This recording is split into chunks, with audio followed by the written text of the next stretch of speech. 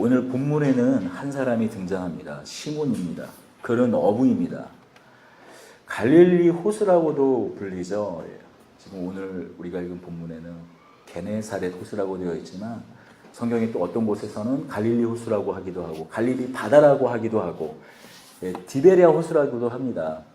바로 이 게네사렛 호수에서 평생을 고기를 잡으면서 산 사람입니다. 아무리 탁월하고 솜씨가 좋은 어부라고 하더라도 언제나 만선의 기쁨을 안고 항구에 돌아오는 것은 아니죠. 시몬도 그랬습니다. 기대감을 가지고 밤을 새워서 고기를 잡았지만 던지는 길목마다 그물을 던져봤지만 헛수고였습니다. 결국 빈손으로 항구에 돌아왔습니다. 이야기는 이제 여기서부터 시작됩니다. 항구에 돌아와서 배를 정박시키고 그물을 싣고 있는데 갑자기 이 항구가 시끌벅적해지는 거예요. 뭔 일인가 보니까 자신도 잘 알고 있는 예수라 하는 선생님이 무리들에 둘러싸여서 조금만 더 뒷걸음 치면 이제 빠질 상황인 거죠. 이제 막 그물을 싣고 있는데 시몬에게 예수님께서 말합니다.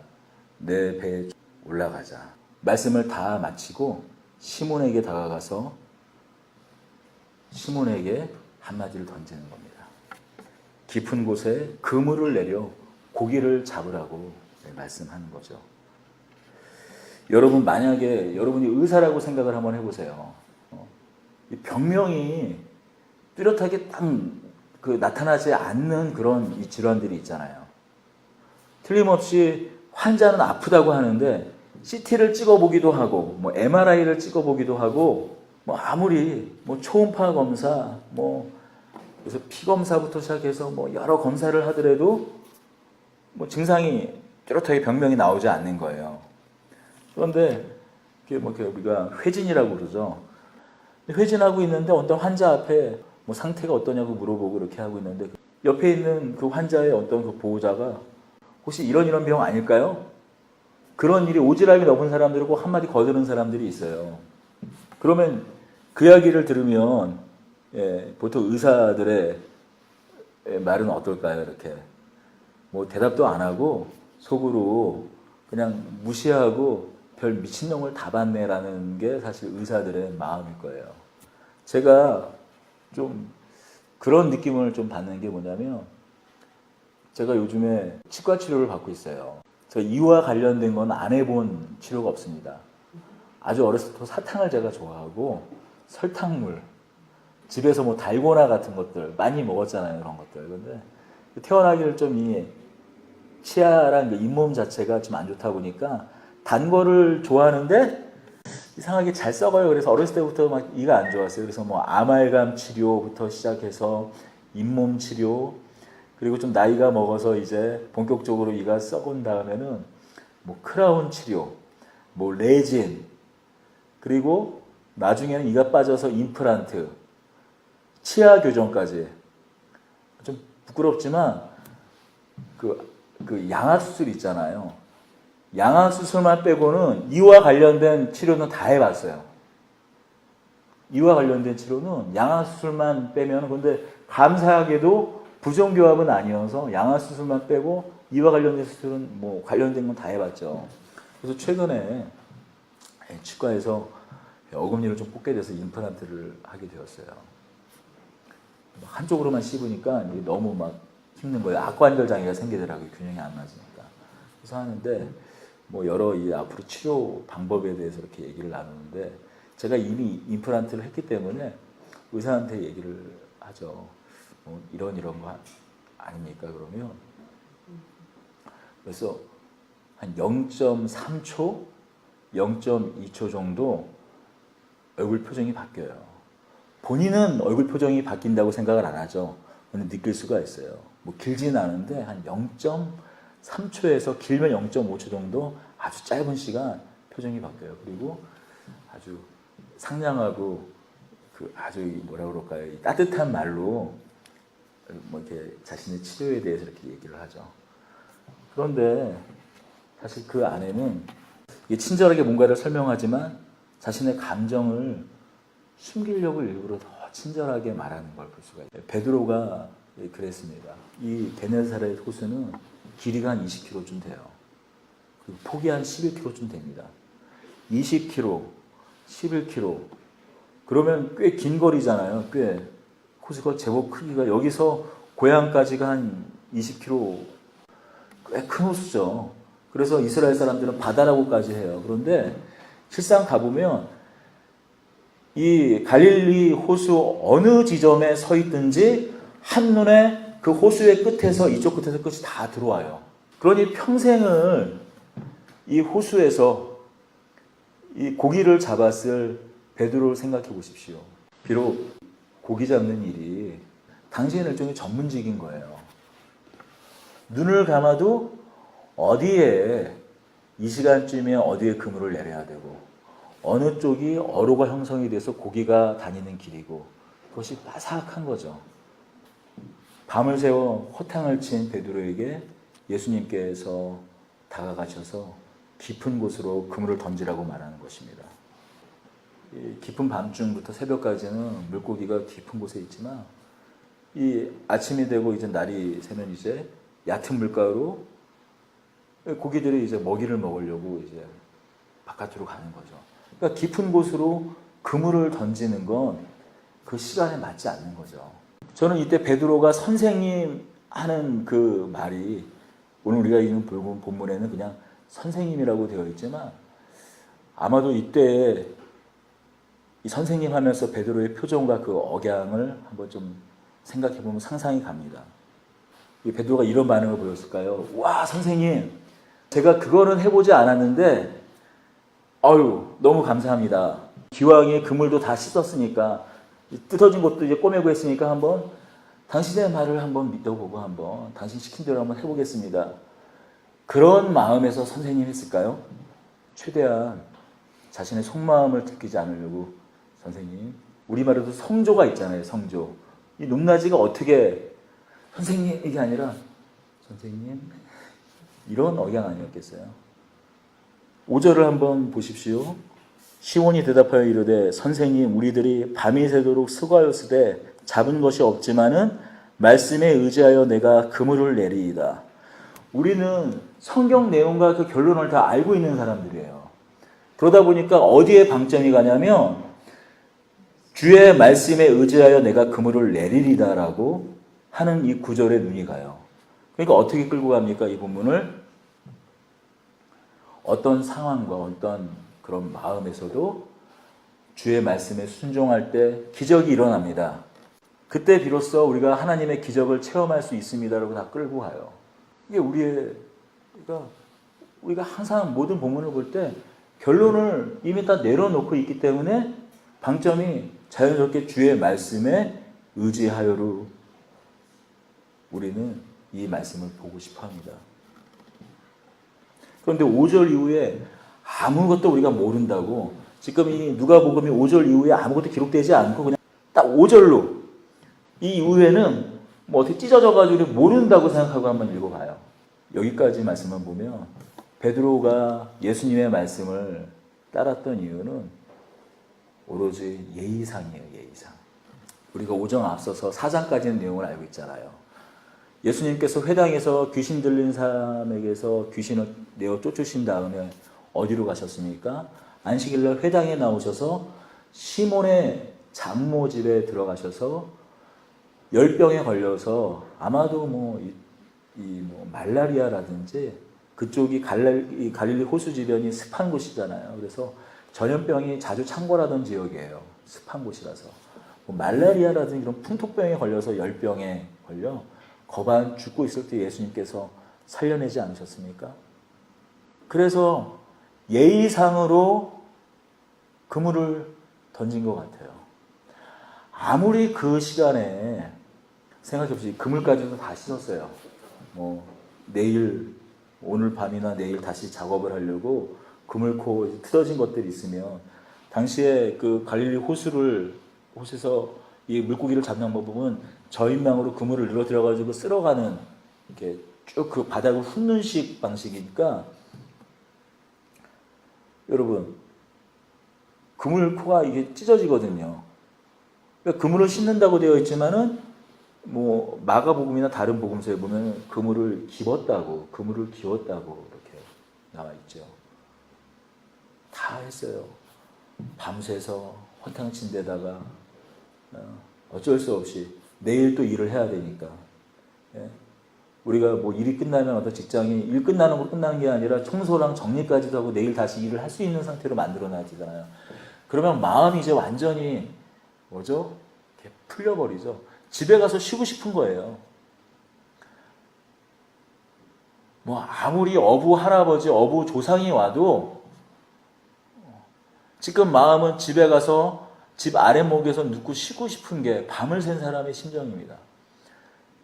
그럼 예수님께서 오셔서 다가와서 깊은 곳에 그물을 던지라고 했을 때 이 베드로의 마음은 예수가 그 어떤 이 새로운 뭐라고 그래요? 이 낚시 방법을 창안을 해서 뭔가 실험을 해서 뭐 대단한 방법이 있어서 자기가 모르는 뭐 새로운 방법이 있어서 그 말에 의지해서 그물을 던지겠다고 한 것일까요? 아니죠. 예의상 그냥 따라준 겁니다. 우리가 그렇지 않아요. 사실 전혀 전문가가 아닙니다. 그 일은 내가 전문가예요. 누가 툭 던지면 정말 일부러 해줄 때가 있어요. 그거를 하려고. 뭘 하려고요? 자기가 맞는 거. 그 사람이 틀렸다는 걸 증명하기 위해서 공연한 수고를 뻔히 안 될 거를 알면서 하는 때가 있어요. 끝난 다음에 이 표정과 그 말 한마디랑 썩소 한번 날려주려고 기어이 그거를 해줄 때가 있어요. 이 말씀에서 주의 말씀에 의지하여 내가 그물을 던지지다. 이 말은 예를 들어서 우리가 뭐 어떤 예수님을 뭐 신뢰하고 그런 차원에서 한 것이 아니라 그동안 예수께서 자신에게 베풀어준 자신의 장모를 고쳐주고 그것에 대한 예의로 좀 더 베드로의 마음을 많이 살펴본다면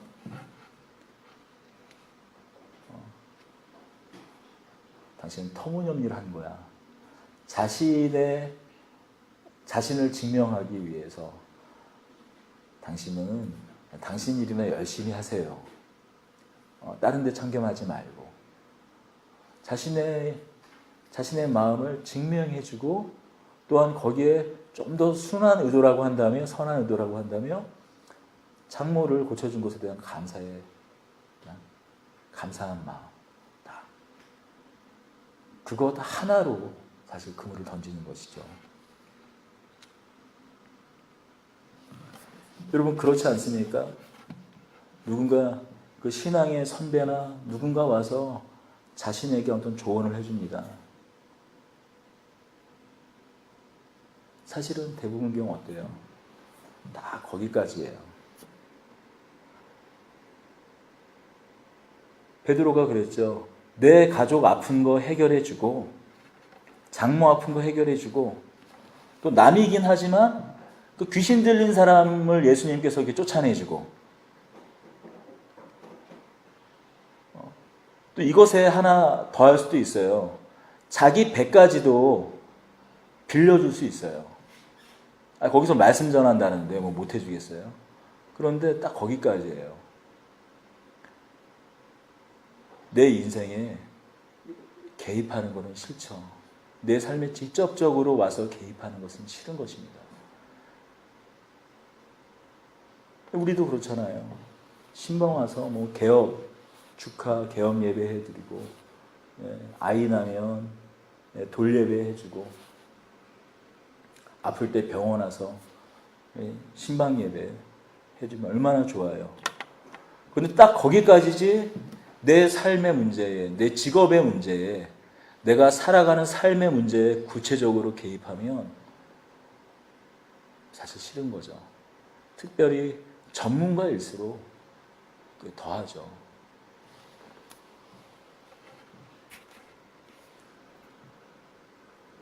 그런데 지금 예수님께서는 깊이 베드로의 삶에 들어가서 배를 빌려서 말씀을 전한 것까지 딱 좋은데 자신의 삶에 들어와서 깊은 곳에 그물을 던지라고 말하고 있는 거예요. 이 주의 말씀에 의지하여 이 앞에는 생략되어 있는 거죠. 당신이 고기잡이에 대해서 뭘 아시긴 아닙니까? 이런 베드로의 그 여러 생각들이 생략되어 있습니다. 다시 한번 나가서 허탕치고 돌아왔을 때 거봐 안 될 거라 하지 않았습니까? 사실 이 마음을 품고 베드로는 지금 이 배를 다시 띄우는 거죠. 깊은 곳에 그물을 던졌습니다. 여러분 웬일입니까? 혹시 내셔널 지오그래피 같은 데 보면 이런 장면들 가끔씩 물고기가 물인지 고기인지 알 수 없게 막 이렇게 막 때로 있는 거 보면은 만약에 그 가끔씩 표면 위에 물고기가 넘치다 못해 막 파짝파짝 튀어오르고 그냥 고기가 덮여 있는 거 있잖아요. 그냥 그런 상황이에요.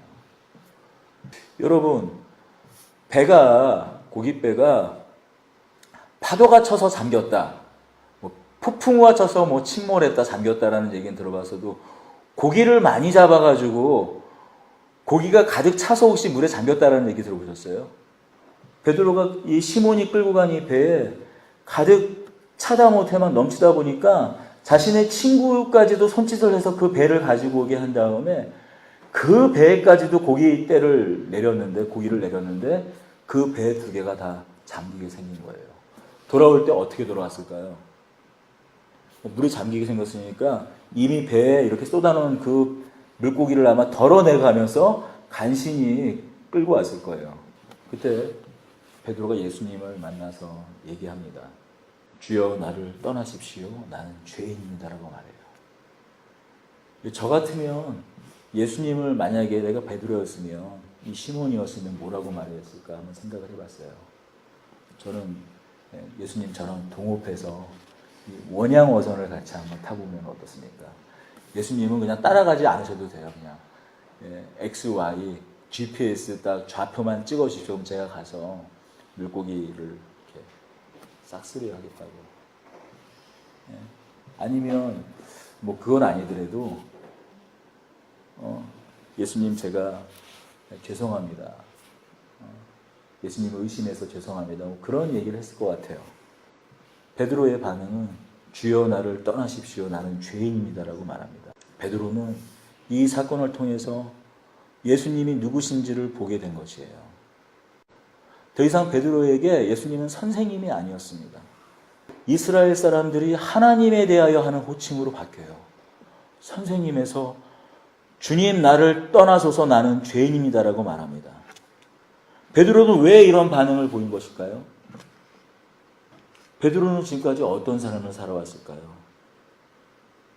자신이 자신의 그 모든 문제를 해결하는 삶을 살았어요. 특히 먹고 사는 문제에 대해서는 어떻습니까? 오랜 시간 기술과 지식을 축적했어요. 그냥 업으로 산다라는 게, 고기 잡는다라는 게 단순한 일 같지만 보통 일은 아니지 않습니까? 그때그때 상황과 시간, 바람, 계절마다 고기들이 다니는 길이 있어요. 수많이 시도해보고 허탕치고 또 자기 부모로부터 또 친구로부터 동료로부터 그 많은 조언을 얻고 어느 날 할 수 있는 것, 그것이 고기잡이에요. 자신의 능력으로 자신의 힘으로 살아왔어요.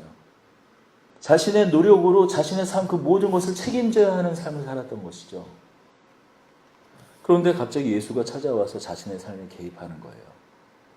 그거 말고도 길이 있다고, 그것 말고도 방법이 있다라고 베드로의 삶 깊숙이 개입하는 것입니다. 신방 오는 것도 좋아요. 병을 고쳐주는 것도 좋습니다. 그리고 가끔씩 제 직장에 와서 근처에 와가지고 격려해주고 가시는 것도 좋아요. 그런데 우리는 말하죠. 내 인생에 어느 순간 누군가가 목회자? 아니요. 하나님일지라도 자기의 삶에 직접적으로 개입하기 시작하면 뿌리치는 것이 우리라는 거예요. 이건 하나님이 잘 몰라서 하는 얘기라는 거죠. 그리고 이 말 안에는 뭐가 담겨 있는 것입니까? 내가 나의 삶의 구원자라는 거예요. 내가 이 방법만큼은, 내 직업에 있어서만큼은, 이 분야에서만큼은 하나님 아시잖아요. 하나님 그냥 내버려 두세요. 이게 사실 모든 신자들의 하나님을 향한 요구죠. 베드로가 그 깊은 곳에 그물을 던졌을 때 무슨 믿음이 있어가지고 그물을 던진 게 아니라는 것입니다. 오히려 자신이 옳은 것을 증명하기 위해서 저는 던졌다고 생각을 해요. 거봐요. 우리가 생각보다 그 거봐요 하고 싶어 하거든요. 봐. 이거 뭐 다 한 번씩 해본 거 아니에요? 그 뻔히 안 될 거 알아. 그런데 해주잖아요. 해준다고요. 뭘 하고 싶은 거냐면은, 안 돼서 내가 시간 낭비한 것보다 더 통쾌한 게 뭐냐면, 당신이 틀렸다라는 걸 증명해 하는 거, 그게 더 내 마음의 위로가 되는 거죠. 베드로는 이 사건을 겪고 나서 이런 반응을 보입니다. 나는 죄인입니다. 나를 떠나소서.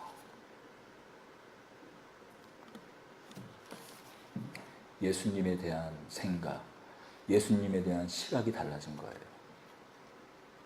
예수님에게서 하나님을 보게 된 것입니다.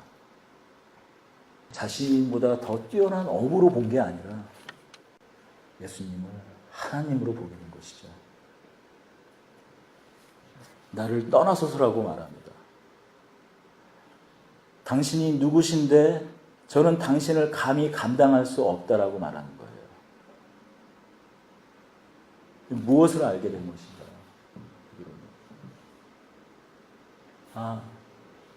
내가 내 인생을 다 장악하고 나의 계획에 따라 내가 아는 지식과 경험으로 내가 나의 삶을 살 수 있었던 것으로 내가 알았지만, 내 삶의 모든 책임이 다 나에게 있고 나는 그 무거운 책임 아래서 내가 살아간다라는 것.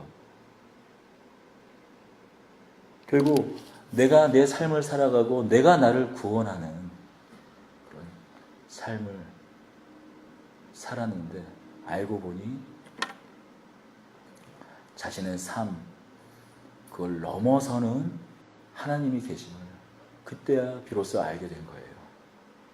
내가 열심히 살았고, 내가 열심히 일하면 내 가족을 내가 다 책임질 수 있을 거라고 생각을 했고, 정말 영원한 삶을 얻는 그 문제마저도 내가 열심히 무언가를 하고, 뭔가 착한 일을 하고, 헌신하고, 헌금도 하고, 또 열심도 내고 하면 내가 구원을 얻고 영원한 삶을 살 수 있을 거라고 생각했지만, 이런 문제가 나에게 달린 문제가 아니구나. 내 안에서 일어날 수 있는 일이 아니라, 내가 해결할 수 있는 일이 아니라 내 밖에서 일어날 수 있는 일이구나. 내가 이스라엘 사람으로 태어나서 하나님에 대해서 알기도 알고 하나님 그 앞에서 제법 의롭다고 생각했지만, 그래도 내가 좀 괜찮은 사람, 요단강에서 세례요한이라는 목사님이 나타났다고 하니까 한번 그곳에 찾아가서 설교도 좀 들어보고, 거기서 세례도 한번 받아보고, 세례요한이 사라진 뒤에 예수님이라는 또 새로운 핫한 목회자가 뜨니까 그분 한번 말씀도 들어보고, 또 기꺼이 내 배를 내줘서 내 배를 강단으로도 삼게 하는 그 정도 열심을 내가 내는 사람, 제법 괜찮은 사람인 줄 자신은 생각하고 있었지만, 사실은 자기 안에 있는 내가 나의 삶을 책임지고 내가 나의 삶의 주도권을 잡아서 내가 모든 것을 할 수 있을 거라는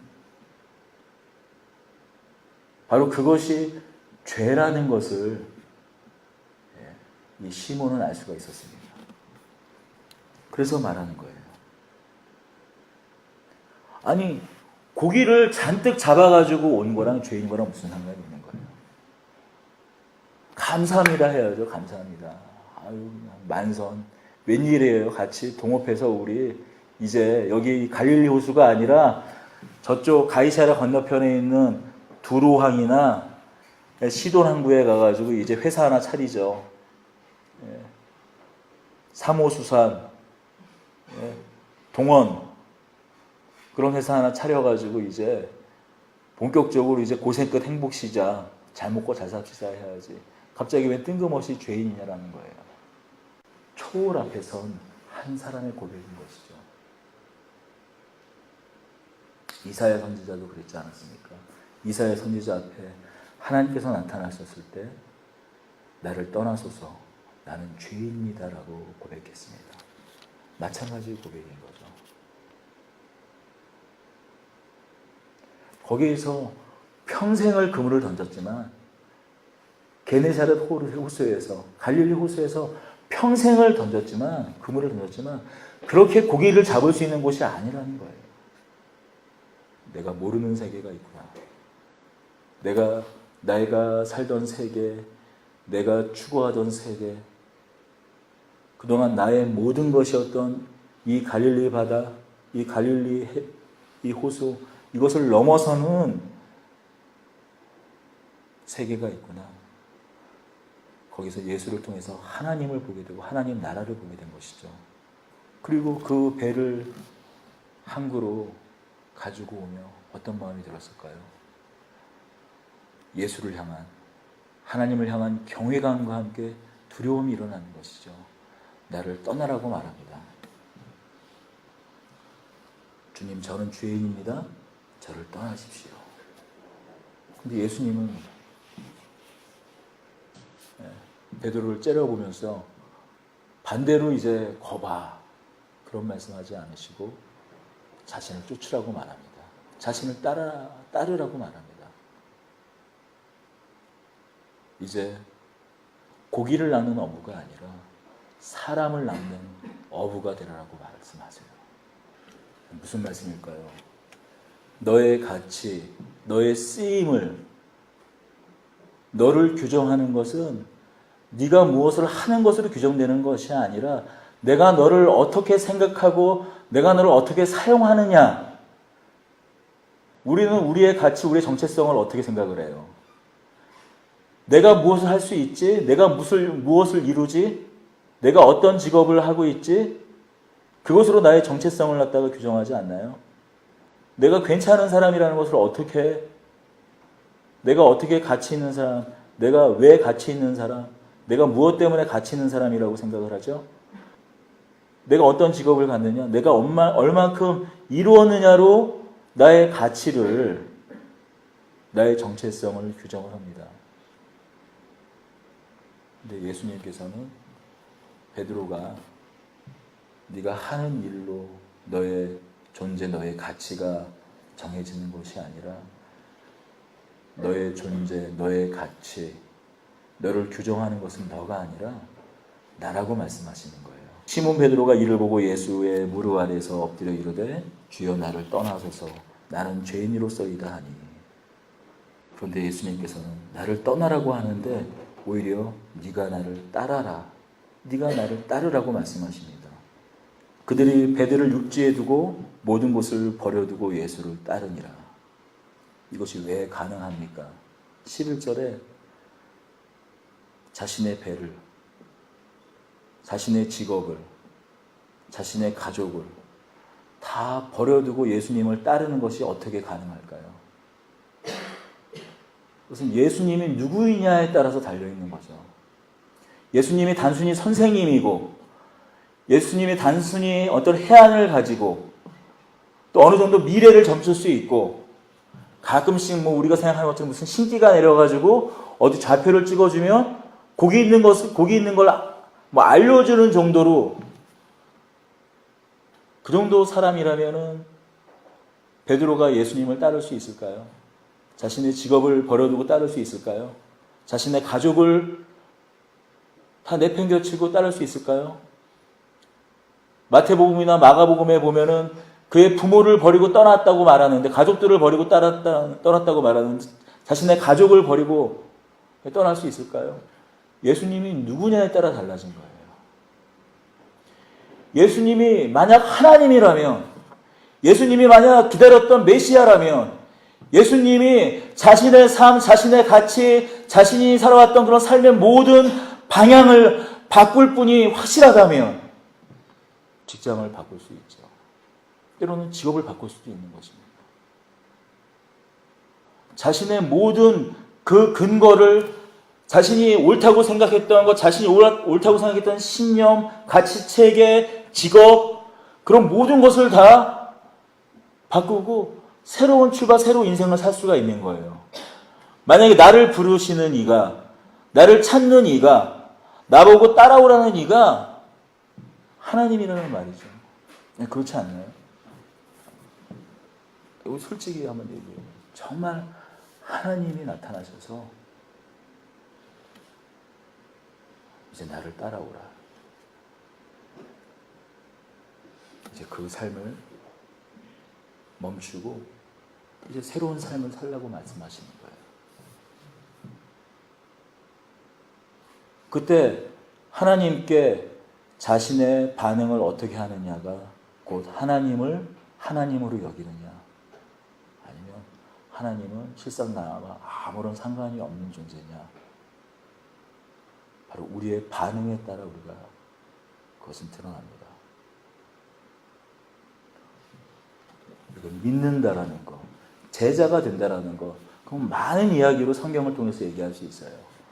그러나 만약 이 누가복음 5장 이후에, 이 11장 이후에 모든 성경이 다 불타버리고 없어서 믿는 게 뭔데, 제자가 된다는 게 뭔데, 성도가 된다는 게 무언데 만약에 말한다면 버리고 떠나는 거예요. 한 부자 청년에게서 내가 당신의 제자가 되고 싶습니다. 어떻게 해야 되나요? 그래? 너의 가진 것을 다 팔고 나를 따르라. 어떤 사람은 그게 직업이 될 수도 있어요. 어떤 사람에게는 그게 자신의 가족이 될 수도 있습니다. 어떤 사람에게는 그것이 자기의 재산일 수도 있어요. 어떤 사람에게는 그것이 자신의 신념, 자신이 그동안 살아왔던 이상일 수도 있습니다. 또 어떤 사람에게 오히려 그 자리를 지키라고 말하는 사람도 있어요. 누구죠? 거라사의 관인 같은 경우죠. 제가 이제 예수님을 따라 살겠습니다. 아니, 그냥 여기 있어. 또 그 자리에 여전히 있는 것이 부르심인 사람도 있을 수 있습니다. 그냥 분명한 것은 예수님께서 나를 따르라고 하셨을 때 기꺼이 버리고 따르는 것이 성도입니다. 제자입니다. 그리고 오늘 본문이 말하는 것은 그것이 바로 믿음이라고 말하고 있습니다. 오늘 이 본문은 예수님이 누구냐라는 거예요. 예수님이 누구냐라는 겁니다. 끊임없이 우리를 부르시는 초청이 있습니다. 왜냐고요? 성경이 그것을 말하고 있어요. 하나님께서는 그의 기쁘신 뜻을 위하여 우리의 마음에 소망을 주신다고, 마음의 소원을 준다고 말해요. 우리 안에 하나님의 그의 기쁘신 뜻, 그의 거룩한 그의 기쁘신 뜻을 위해서 우리의 마음을 계속 요동치게 합니다. 말씀하십니다. 하나님께서 우리를 부르실 때 그 부르심의 장면에 대해서 에베소서는 이렇게 말해요. 지혜와 계시의 영을 우리에게 충만하게 불어주신다고 그래요. 우리가 예수의 부르심, 예수로 인하여 우리가 부르심을 받았을 때 지혜와 계시를 충만하게 풍성하게 부어주시기 때문에 우리 마음 가운데 계속 우리가 구원받은 그 부르심뿐만이 아니라 그 이후에 하나님이 어떤 삶을 우리에게 살기 원하신지 계속 우리 마음 가운데 불어넣어주세요. 그때 참된 믿음은 무엇인가? 따르는 새로운 인생을 사는 것. 이전 나의 그 과거들을 다 버리는 것. 이제 나를 따르라는 것입니다. 우리의 신앙이라는 것은 즉 모험이죠. 미지의 영역을 걸어가는 것입니다. 베드로가 이렇게 한 걸음 내딛어 예수를 따랐을 때 그의 삶이 어떤 인생이 어떤 삶이 기다리고 있었을지는 그 따를 때는 그 결정할 때는 알 수 없었습니다. 그러나 베드로가 기꺼이 예수님을 따랐을 때